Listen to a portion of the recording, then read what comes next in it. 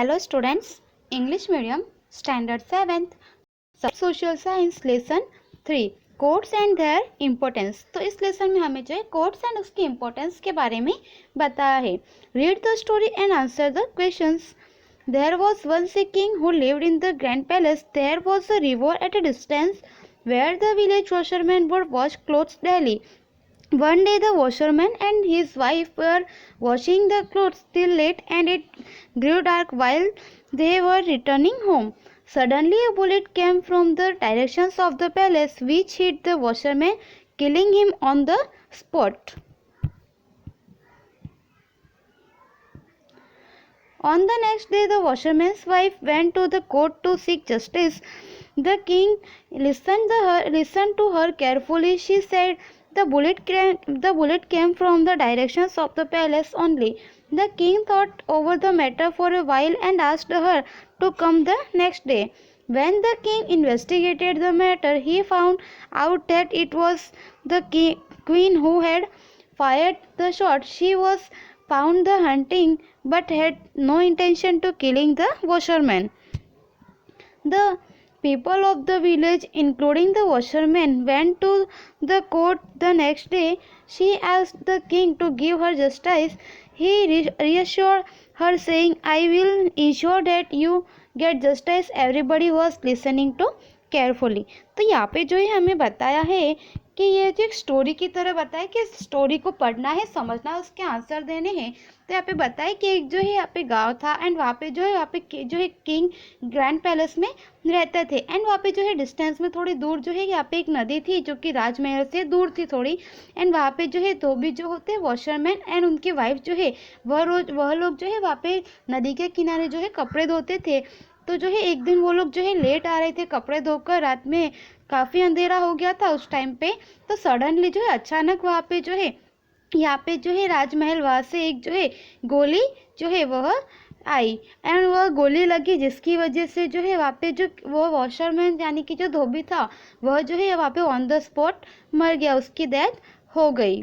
And यहाँ पे हमें बताया कि उसके बाद जो है दूसरे दिन उसकी जो वॉशरमैन की वाइफ थी, धोबी की वाइफ, वह जो है यहाँ पे कोर्ट में, राजा के कोर्ट में जो है यहाँ पे जो है न्याय मांगने आई। उसने कहा कि मुझे न्याय चाहिए और जो है यह मैं कह सकती हूँ कि वह जो गोली आई थी वह जो है यहाँ पे राजमहल से ही आई थी। तो राजा ने जो है उसकी बात को ध्यानपूर्वक सुना और उसे जो है कल आने को कहा।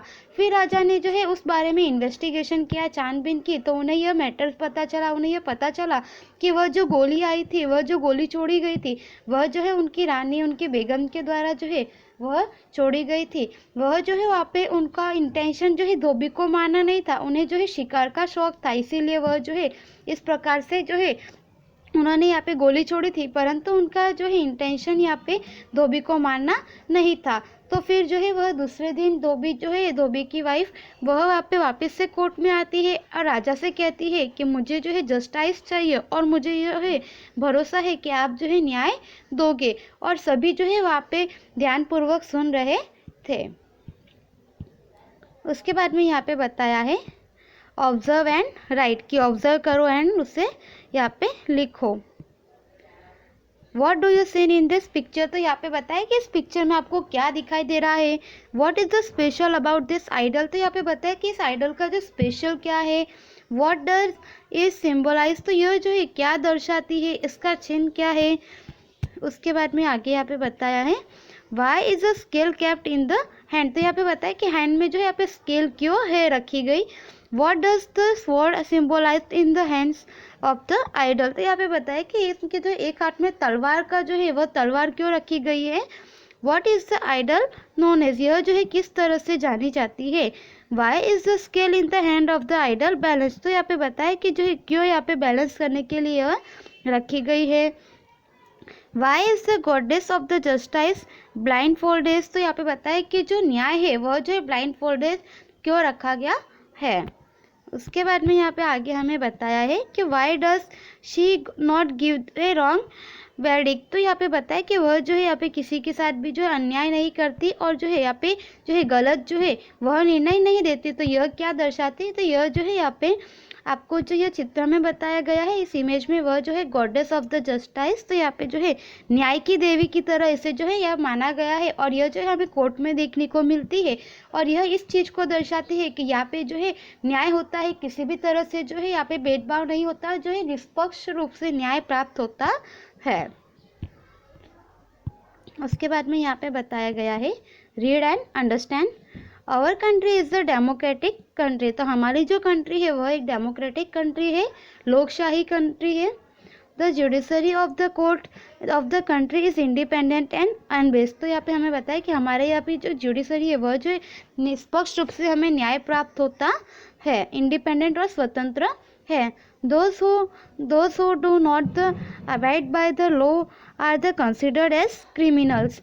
Such criminals deprive the people of their rights, तो यहाँ पे हमें बताया कि जो राइट्स वगैरह पीपल्स को मिलते हैं उन सब के बारे में हमें यहाँ पे बताया गया है। Our country has the benefit of the judiciary at all level, तो हमारी कंट्री में जो है सभी जगह से जो है हम यहाँ पे न्याय प्राप्त कर सकते हैं। There are 3 levels of the court, taluka, district and the state level, तो यहाँ पे हमें बताया कि हमारी कंट्री में जो है 3 टाइप्स के यहाँ पे कोर्ट्स है। फर्स्ट है taluka court, district and the third is a state level पे है। उसके बाद में है this courts are known as the taluka court, district court and the high court, तो यहाँ पे जो है बताया कि ये सारे कोर्ट जो है ये तालुका कोर्ट, डिस्ट्रिक्ट कोर्ट और हाई कोर्ट की तरह जाने जाते हैं। Judgement are passed on the civil and the criminal cases, तो इन यह जो सारे कोर्ट है इसमें जो है यहाँ पे सिविल केसेस वगैरह और क्रिमिनल केसेस जो है उस टाइप के जो केसेस होते हैं उनका जजमेंट होता है। For the judiciary to the function quickly and inexpensively, लोक अदालत have been put into the practice, तो यहाँ पे हमें बताया कि लोगों को जो है यहाँ पे उनको जो न्याय है वह क्विकली और लोगों को जो है यहाँ पे न्याय वह जो है यहाँ पे सस्ता और जो है जल्दी से न्याय प्राप्त हो, इसके लिए जो है लोक अदालत कार्यरत है। उसके बाद में यहाँ पे हमें बताया गया है कि सबसे जो है ऊपर के जो है वह हाई कोर्ट होती है, फिर उसके अंडर में जो है यहाँ पे डिस्ट्रिक्ट कोर्ट होती है, और उसके बाद जो है तालुका कोर्ट होती है। तो हाई कोर्ट जो है वह स्टेट लेवल पर होती है, डिस्ट्रिक्ट लेवल पर जो है डिस्ट्रिक्ट कोर्ट होती है, और जो तालुका पंचायत वगैरह होती है, तालुका तहसील, वहाँ पे जो है तालुका कोर्ट होता है। रीड एंड अंडरस्टैंड, तो यहाँ पे हमें बताया है the court at the lower level is the taluka court, तो यहाँ पे बताया कि जो लोअर लेवल पर होता है उसे हम तालुका कोर्ट कहते हैं। Such courts are called the trial court, तो इस टाइप के जो कोर्ट होते हैं उन्हें जो ट्रायल कोर्ट भी कहा जाता है। District courts are above the taluka court, तो यहाँ पे हमें बताया कि तालुका कोर्ट्स के ऊपर जो है डिस्ट्रिक्ट कोर्ट होती है। The head of the district court is the high court, तो हमें बताया कि डिस्ट्रिक्ट कोर्ट्स का जो हाई यहाँ पे हेड है वह जो है तालुका कोर्ट है। और यहाँ पे बताया कि द गुजरात हाई कोर्ट, तो यहाँ पे गुजरात का जो हाई कोर्ट है उसका यहाँ पे आपको जो है पिक्चर बताया है।